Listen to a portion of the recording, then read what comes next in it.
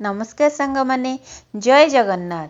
आसतु आज बनैबा कलरफुल पूरी। पूरी तो घरे समस्ते बनै खाते किंतु मु आज बनैबी रंग बेरंगर पूरी जोटा छोट बड़ समस्त को बहुत पसंद आसीबो। प्रथम किछि अट्टारे पालंग सागर रस और बीटरूट रस नहीं भल भाव चकटिकी देखंतु एमतिया डो भलिया बनै देछि।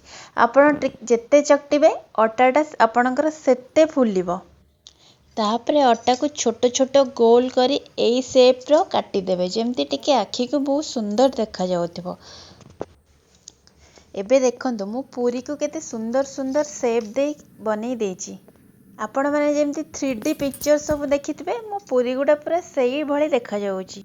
एमती गोटे गोटे करके सबुतिक गोल रु पूरी बनै देबे। तापरे धीरे धीरे छाणीबा को स्टार्ट करिवे। आउ मु किछि वन कलर वाला पूरी भी बेलिछि।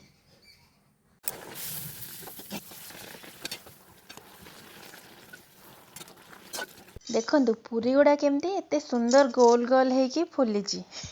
आउ केते सुंदर भी देखा जाउछि।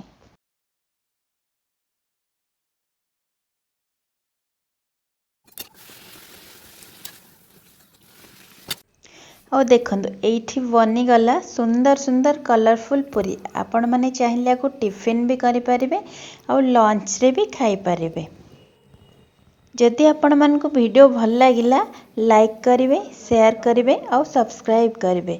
रहिली जय जगन्नाथ, जय महाकाल।